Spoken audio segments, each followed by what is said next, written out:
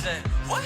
Hey, boy, you couldn't walk in my shoes, let alone afford them. Heard your last album, I swear I'd have bored him. He asked for a verse and I thought I'd ignored him. Girl, I like how you say my name, let's record it. Got a lifestyle that my mama can't believe. Model bitches from Belize, gotta begging, baby, please. Bags dirty like some dishes, gotta wash them in the sink. Smack you down to the floor, WWE.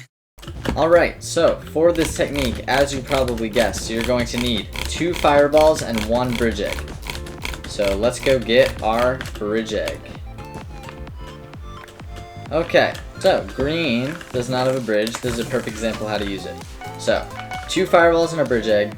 I need to get another one because it glitched. I also buy water or ladders because you want to be able to prevent fall damage if you have to go really high with this technique, which does happen a lot. But basically the way it's going to work is I'm going to fireball jump straight down, turn around in midair, throw the bridge egg straight down, very important, and then flick up a little and throw the fireball into the bridge egg. So it'll look a little bit like this. Kablam. And ta-da, you're on the other side.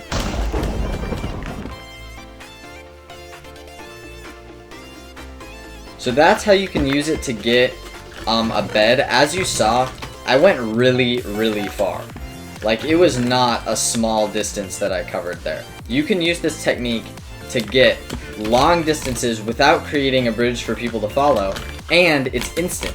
So unlike something like a TNT jump, you can just do it immediately. As I'm running away from someone, say there was someone behind me, I could do that, get to a base, and have so much time to buy stuff before they could even get there if they were trying to bridge. Does pink have a bed? No, they're a final kill.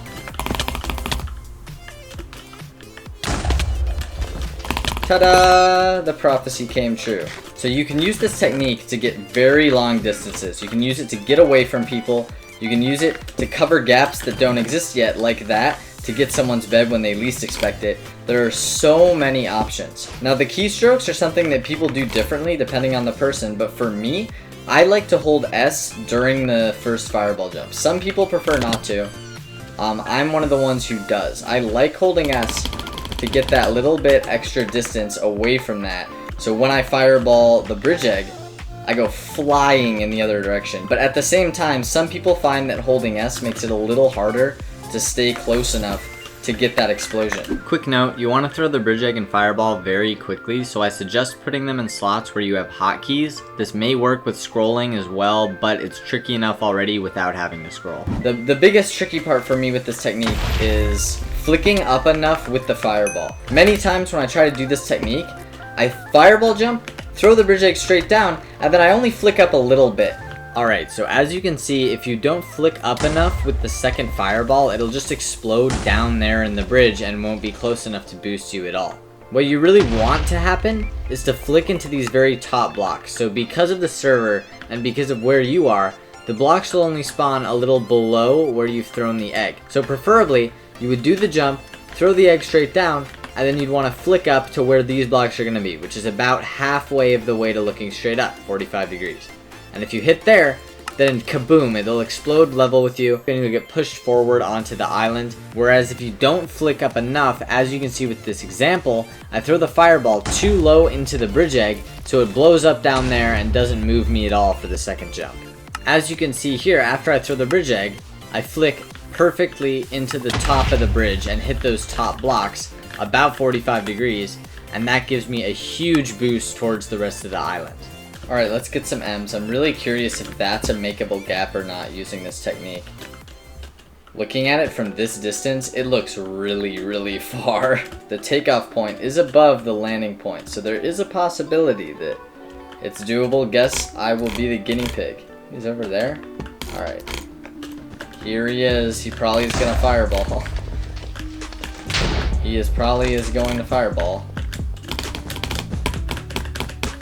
A little bit of a moonwalk. He is probably going to fireball. Oh my goodness, buddy. You're on some interesting internet. 2 fireballs and a bridge egg. You know the drill by now. Why in the world would he make that bridge? Oh well. You know what, guys? I'm going to do it anyway. That's really disappointing. But I think I'm going to go for this gap no matter what, because who really cares? Alright. Let's see.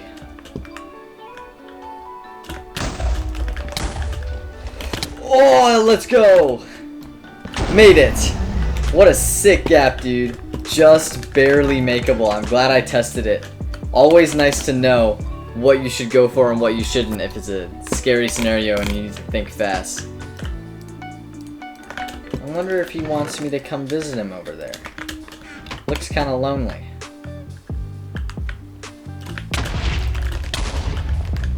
And yes, as you can see, this gap does work diagonally as well.